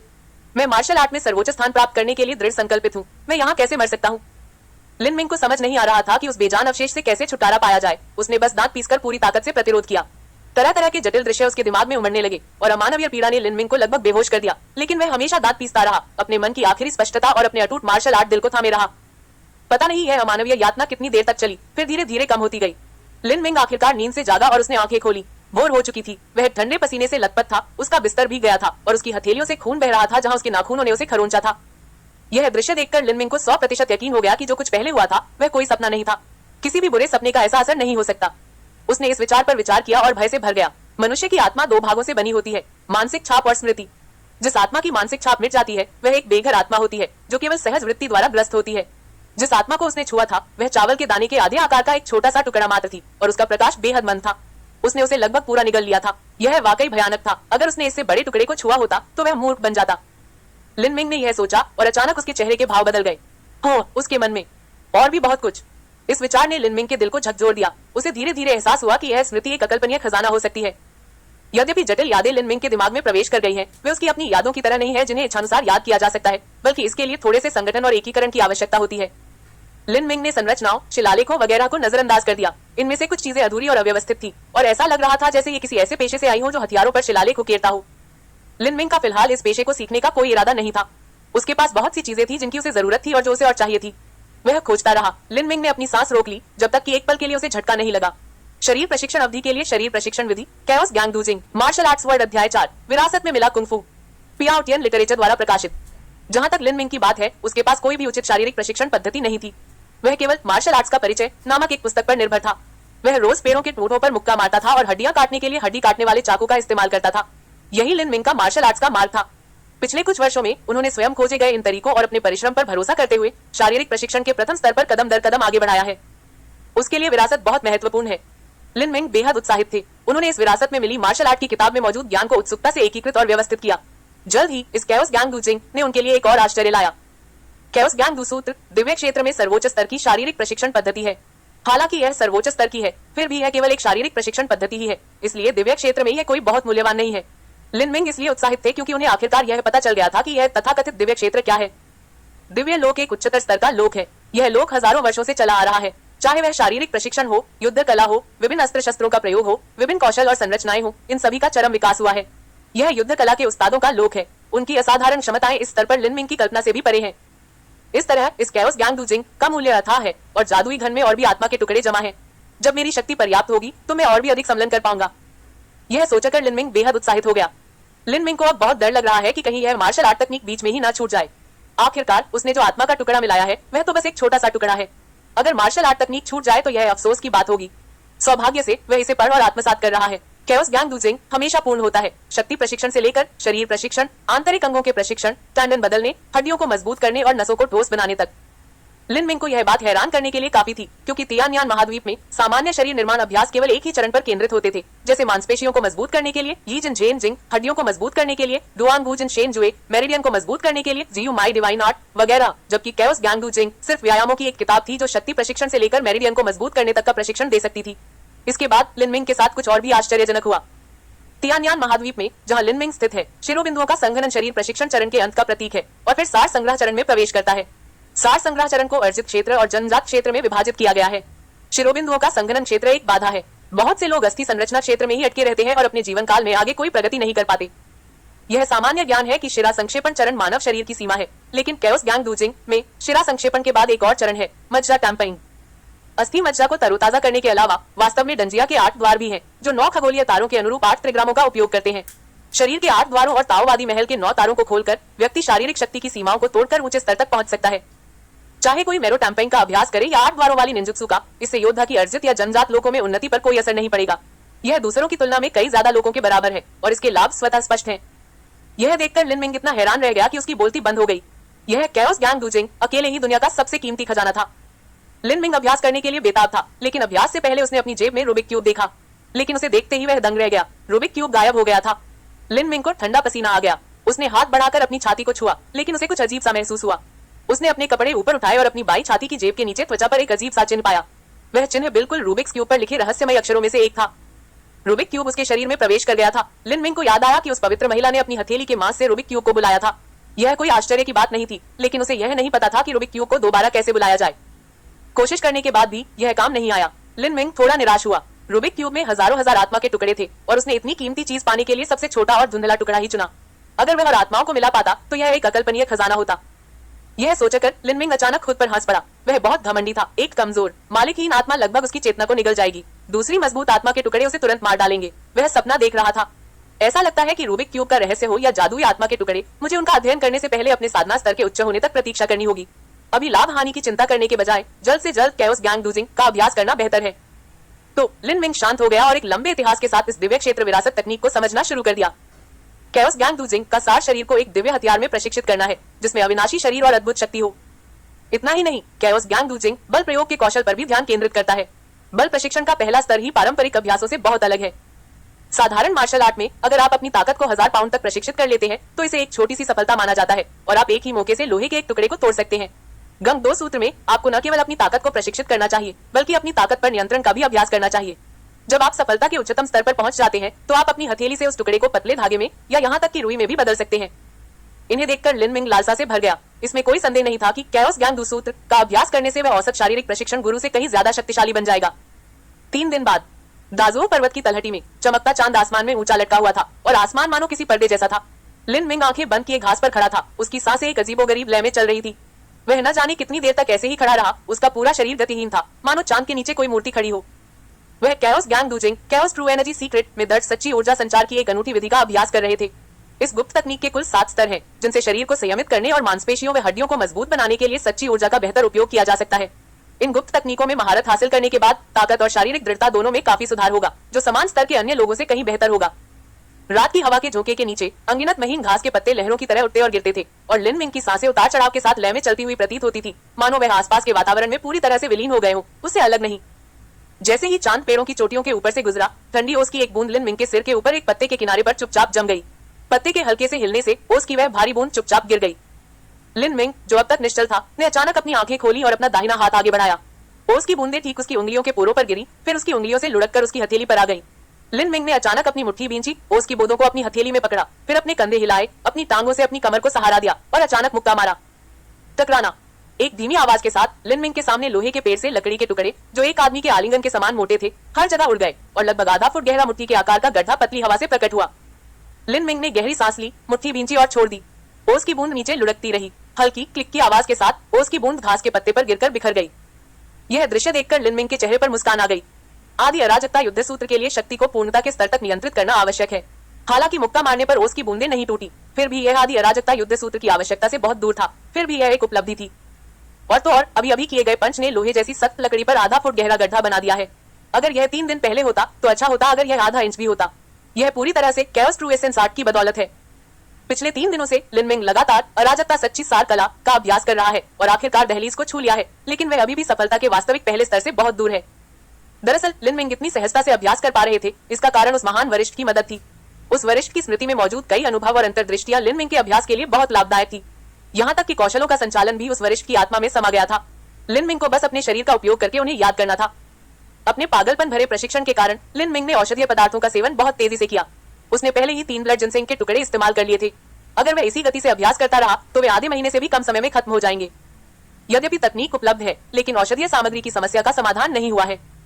इस तरह 2 दिन और बीत गए और लिन मिंग की ताकत और भी बढ़ गई।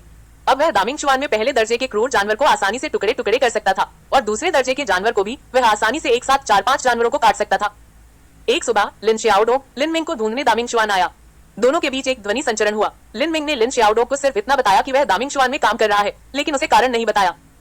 वार्षिक मार्शल आर्ट व्यापार मेला। लिन मिंग थोड़ा अचंभित हुआ। यह मार्शल आर्ट व्यापार मेला ही वह जगह थी जहां जाने का सुझाव लिन शियाओडोंग ने दिया था। हाँ, वहाँ सभी प्रकार के मार्शल आर्ट मास्टर और रईस होंगे और वहाँ बेची जाने वाली चीजें दुर्लभतम नहीं बल्कि केवल दुर्लभतम होंगी। लिन मिंग ने कंधे उचकाते हुए कहा, हम ऐसा कुछ कैसे खरीद सकते हैं? मेरे पास केवल 20 टैल से भी कम सोना बचा है। अगर मैं इसे खरीदने का जोखिम नहीं उठा सकता तो क्यों न एक बार देख लूं? यह सीखने का एक मौका होगा। इसके अलावा हम मार्शल अकादमी में प्रवेश करने वाले हैं, इसलिए हमें एक ऐसा हथियार चाहिए जो काम आए। हम महंगे खजाने तो नहीं खरीद सकते, लेकिन मैं मध्यम से लेकर उच्च गुणवत्ता वाले हथियार तो खरीद ही सकता हूँ। लिन शियाओडोंग ने यह पहले ही कह दिया था और लिन मिंग मजा खराब नहीं करना चाहता था, इसलिए उसने बाहर जाकर कुछ नई चीजें देखने का फैसला किया। दोनों साथ साथ चल रहे थे और लिन शियाओडोंग रास्ते भर बातें करता रहा। उसे व्यापार मेले की सारी गपशप और खबरें पता थी। व्यापार मेला किक्सवानवू हवेली के पास ही था, जिसे एक उपनगर माना जाता था और ज्यादा समृद्ध नहीं था। दोनों शहर के बीचों बीच से गुजर रहे थे। जब वे एक गली से गुजरे तो लिन मिंग अचानक रुक गया और उसने लिन शियाओडोंग के कंधे पर हाथ रख दिया। क्या हुआ भाई मिंग? लिन शियाओडोंग उलझन में था। मार्शल वर्ड अध्याय 5 जुआ पियाओटियन लिटरेचर द्वारा प्रकाशित। जैसे ही लिन मिंग रुका, गली में एक हल्की सी तीखी आवाज गूंजी। हाँ, मुझे पता ही नहीं चला कि तुम इतने सतर्क हो। तुम्हारा नाम लिन मिंग है ना? ब्रोकेड के कपड़े पहने एक युवक ने अपनी छाती के सामने हाथ रखे, चेहरे पर तिरस्कार भरी और उपहासपूर्ण मुस्कान लिए धीरे धीरे एक बंगले के पीछे से बाहर निकला। उसके पीछे 4-5 युवक थे जो लगभग 17-18 साल के थे। ये युवक मूलतः शारीरिक प्रशिक्षण के प्रथम स्तर पर थे और केवल एक ही दूसरे स्तर तक पहुंचा था। ब्रोकेड के कपड़े पहने युवक भी शारीरिक प्रशिक्षण के द्वितीय स्तर पर था। यह दृश्य देखकर लिन शियाओडोंग तुरंत घबरा गया। उसने ब्रोकेड के कपड़े पहने उस युवक को पहचान लिया। यह वही आदमी था जो कुछ दिन पहले जुयान के साथ सेवन शुवानवू हवेली के पंजीकरण स्थल पर आया था। कोई मूर्ख भी समझ सकता था कि यह आदमी आज लोगों को यहाँ परेशान करने के लिए लाया है। कुल 6 लोग थे, उनमें से 2 शारीरिक प्रशिक्षण के दूसरे स्तर पर थे, 4 पहले स्तर पर थे और वह और लिन मिंग सिर्फ पहले स्तर पर थे। अगर वे लड़ते तो जरूर हार जाते। ब्रोकेड के कपड़े पहने वह युवक तियान्युन शहर के किसी बड़े, शक्तिशाली और प्रभावशाली परिवार का वंशज होगा। यह असंभव था कि वह किसी की हत्या करता, लेकिन किसी को अपंग बना देना उसके लिए आम बात थी। तुम क्या करना चाहते हो? लिन शियाओडोंग ने गुस्से से चिल्लाकर कहा। तुम्हें उसी से पूछना चाहिए। जरीदार कपड़े पहने युवक ने लिन मिंग की ओर इशारा किया। तुम बहुत घमंडी हो। तुमने मेरे नौकर को इतना पीटा कि उसका चेहरा खून से लथपथ हो गया और उसकी 2 पसलियां टूट गईं। इन बड़े घरों के बच्चों के लिए नौकरों के जीने मरने की परवाह नहीं, बल्कि चेहरा बहुत मायने रखता है। खासकर जब नौकर ने रोते हुए और नाक भान सिकोड़ते हुए बताया कि उसने जरीदार कपड़े वाले युवक का नाम बता दिया था, फिर भी उसे बुरी तरह पीटा गया, तो जरीदार कपड़े वाला युवक पूरी तरह से आग बबूला हो गया। तुम बहुत सक्षम हो। तुमने कहा था कि तुम मुझे वांग येगाओ को अपने पैरों तले रौंद दोगे, है ना? आज मैं देखना चाहता हूँ कि तुम मुझे कैसे रौंदते हो। ब्रोकेड के कपड़े पहने युवक ने क्रूर भाव से कहा। लिन मिंग को वांग येगाओ का नाम भी नहीं पता था और उसने कभी उस पर पैर रखने की बात नहीं कही थी। उसने सोचा कि यह नौकर द्वारा वांग येगाओ का गुस्सा भड़काने के लिए रची गई एक मंगड़ंत कहानी है, लेकिन लिन मिंग समझाने में बहुत आलसी था, क्योंकि यह लड़ाई तो लड़नी ही थी। हालांकि अराजकता युद्ध सूत्र शक्तिशाली है, उसने इसका अभ्यास कुछ ही दिनों तक किया है। उसके लिए एक ही समय में इतने सारे लोगों से निपटना बहुत मुश्किल है, जिनमें 2 दूसरे स्तर के मार्शल आर्ट मास्टर भी शामिल हैं। और तो और लिन शियाओडोंग भी उसके साथ है। एक बार उसे बंधक बना लिया गया तो परेशानी होगी। दूसरे शब्दों में कहें तो अगर वह यह लड़ाई जीत भी गया तो भी भविष्य में अंतहीन मुसीबतें आएंगी। अगर मुसीबत बढ़ी और उसने वांग येगाओ को बुरी तरह पीटा, तो इसमें वांग येगाओ के पिता, जो तियान्युन शहर के सैन्य कमांडर थे, जरूर शामिल होंगे। लिन मिंग को उम्मीद नहीं थी कि इस स्तर का व्यक्ति उसके जैसे आम आदमी से तर्क करेगा। अब उसके लिए ऐसी ताकत को नाराज करना मुश्किल था। बहुत परेशानी वाली बात है। मुझे क्या चाहिए? वांग येगाओ थोड़ा चौंका, फिर जोर से हंस पड़ा। इस कमीने ने तो मुझसे पूछ ही लिया कि मुझे क्या चाहिए। उसके साथ आए कुछ दोस्त भी हंस पड़े। उनकी नजर में लिन मिंग एक बेवकूफ के सिवा कुछ नहीं था। इस वक्त भी उसने उनसे पूछा कि उन्हें क्या चाहिए। वो सच में एक बेवकूफ था। वांग येगाओ बहुत देर तक हंसता रहा, फिर उसकी हंसी बंद हो गई। उसने कहा, मुझे सच में समझ नहीं आ रहा कि तुम्हें मूर्ख कहूं या सुअर का बच्चा, लेकिन चूंकि तुमने पूछा है इसलिए मैं तुम्हें एक मौका देता हूँ। कहीं तुम पर बेरहम होने का आरोप न लग जाए तो क्या हुआ? तुम जमीन पर घुटने टेककर मेरे जूतों के तले चाटकर साफ कर लो, फिर अपने हाथ और पैर की एक एक नस काट लो और फिर हम दिन का काम निपटा देंगे। जब लिन शियाओडोंग ने वांग येगाओ की बात सुनी तो वह तुरंत भड़क गया। भाड़ में जाओ भाई मिंग, उनसे बात करके समय क्यों बर्बाद करो? हम तो लड़ ही सकते हैं। हमारा किंगसोंग शहर का लिन परिवार कोई आसान नहीं है। देखते हैं इनकी हिम्मत क्या होती है। लिन शियाओडोंग जानता था कि आज उसकी हार तय है, इसलिए वह अपने परिवार को बाहर ला सकता था, इस उम्मीद में कि वे सावधान रहेंगे। थोड़ी शारीरिक पीड़ा सहना कोई बड़ी बात नहीं थी, लेकिन अपंग होना एक योद्धा के लिए गंभीर परिणाम हो सकते थे। दुर्लभ जड़ी बूटियों से भी यह निश्चित नहीं था कि वह ठीक हो पाएगा। किंगसोंग शहर का लिन परिवार, हम, क्या तुम्हें लगता है कि मैं तुम्हारे लिन परिवार से डरता हूँ? लिन मिंग, क्या तुम इसे खुद करोगे या मुझे करने दोगे? बस कोशिश करके देखो। चलो, क्या तुम्हें लगता है कि मैं तुमसे डरता हूँ? लिन शियाओडोंग एक कदम आगे बढ़ा और एक हाथ से तलवार की मूठ कसकर पकड़ ली। दरअसल वह बहुत घबराया हुआ था, लेकिन वह उस तरह का इंसान था जो पक जाने के बाद भी जिद्दी बना रहता है। वह बुरी तरह डर गया था, लेकिन एक मर्द होने के नाते वह अपनी इज्जत नहीं खो सकता था। लिन मिंग ने लिन शियाओडोंग को पकड़ लिया और वांग येगाओ से कहा, क्या यही तुम्हारा अनुरोध है? ठीक है, जब तक तुम मुझे मार्शल आर्ट द्वंद्व युद्ध में हरा सकते हो, मैं वही करूंगा जो तुम चाहोगे। भाई मिंग, आप। लिन शियाओडोंग चिंतित था। हालांकि उसे विश्वास था कि लिन मिंग भविष्य में बड़ी उपलब्धियां हासिल करेगा, लेकिन वह इस समय शारीरिक प्रशिक्षण के केवल प्रथम स्तर पर था और शारीरिक प्रशिक्षण के दूसरे स्तर पर मौजूद वांग येगाओ को हराना उसके लिए किसी भी तरह संभव नहीं था। उसे डर था कि अगर लिन मिंग हार गया तो उसके हाथ पैरों की नसें सचमुच कट जाएंगी। लिन मिंग ने कहा, चिंता मत करो, मुझे पता है कि क्या करना है। मार्शल आर्ट द्वंद्व युद्ध, क्या तुम मेरे साथ मार्शल आर्ट द्वंद्व युद्ध के योग्य हो? वांग येगाओ को उम्मीद नहीं थी कि लिन मिंग यह बात उठाएंगे। तियान्युन देश में सरकार आमतौर पर योद्धाओं के बीच के झगड़ों में हस्तक्षेप नहीं करती थी, क्योंकि वे इसे नियंत्रित नहीं कर सकते थे। इसलिए योद्धाओं के बीच संघर्ष अक्सर मार्शल आर्ट द्वंद्व युद्ध का रूप ले लेते थे। जब तक दोनों पक्ष जीत या हार की कीमत पर सहमत होते, द्वंद्व युद्ध के बाद संघर्ष जारी नहीं रहता था। आखिरकार योद्धाओं के लिए प्रतिष्ठा बहुत महत्वपूर्ण थी। वांग येगाओ लिन मिंग से एक स्तर ज्यादा ताकतवर था, इसलिए उसे नहीं लगा कि वह हारेगा। उसे बस यही लग रहा था कि लिन मिंग की ताकत और रुतबे को देखते हुए उसके साथ मार्शल आर्ट का द्वंद्व युद्ध करना उसकी गरिमा के विरुद्ध है। लिन मिंग ने कहा, योग्य या अयोग्य जैसी कोई चीज नहीं होती, केवल साहसी या साहसी न होना मायने रखता है। मतलब मेरी हिम्मत नहीं है। ये इस साल का सबसे मजेदार चुटकुला है जो मैंने सुना है। बहुत बढ़िया, चूंकि तुम्हें न जीना है न मरना, तो मैं तुम्हारी इच्छा पूरी कर दूंगा। लिन मिंग ने कहा, ठीक है, तो चलो चौक पर चलते हैं। गली बहुत दूर थी और कोई देख नहीं रहा था। लिन मिंग को डर था कि वांग येगाओ अपनी बात से मुकर जाएगा। इतने सारे लोगों के सामने वांग येगाओ चाहे कितना भी घमंडी क्यों ना हो, वह इनकार नहीं कर पाएगा जब तक कि वह तियान्युन शहर में और नहीं रहना चाहता। मार्शल आर्ट प्रतियोगिता बेहद रोमांचक होती है और चौक पर इसे देखने वालों की हमेशा कमी नहीं रहती। देखते ही देखते दर्जनों लोग, जिनमें कुछ मार्शल आर्टिस्ट भी शामिल थे, आसपास इकट्ठा हो गए। दोनों को लड़ते देखकर दर्शक आपस में बातें करने लगे। क्या यह भगवान वांग का पुत्र नहीं है? हाँ, यह लड़का फिर से लोगों को परेशान करने वाला है। मुझे आश्चर्य है कि कौन सा बच्चा इतना बदकिस्मत है। एक स्तर का शारीरिक प्रशिक्षण बनाम 2 स्तर का शारीरिक प्रशिक्षण, यह निश्चित रूप से नुकसान है। यह बच्चा तो बिल्कुल आम इंसान जैसा दिखता है। अच्छा हुआ कि इस उम्र में इसने शारीरिक प्रशिक्षण का पहला स्तर हासिल कर लिया है। कितने अफसोस की बात है, मुझे डर है कि यह अपंग हो जाएगा। तियान्युन शहर में वांग येगाओ की प्रतिष्ठा बहुत अच्छी नहीं थी। ज्यादातर लोग कमजोर लोगों के साथ सहानुभूति रखते थे और लिन मिंग को दया की नजर से देखते थे। जैसे जैसे ज्यादा लोग इकट्ठा होते गए, वांग येगाओ थोड़ा दुखी होने लगा। आखिरकार दूसरे स्तर के शारीरिक प्रशिक्षण वाले व्यक्ति का पहले स्तर के शारीरिक प्रशिक्षण वाले व्यक्ति को धमकाना कोई अच्छी बात नहीं थी। इसके अलावा दूसरे पक्ष की हैसियत उसकी हैसियत से बहुत ज्यादा असंगत थी। वह नहीं चाहता था कि ज्यादा लोग उसे देखें और अपनी गरिमा खो दे। इसलिए उसने अधीरता से कहा, तुम कब तक इंतजार करोगे? जल्दी करो और प्रतियोगिता खत्म करो और अपनी टैंडन तोड़ दो। मैं तुम्हें हमारे बीच के अंतर के बारे में बता दूंगा। यह देखकर कि काफी लोग इकट्ठा हो गए हैं, लिन मिंग ने वांग येगाओ से कहा, बेशक हमें प्रतिस्पर्धा करनी होगी, लेकिन अगर मैं हार गया तो आप मेरे साथ जो चाहे कर सकते हैं। अगर मैं जीत गया तो क्या होगा?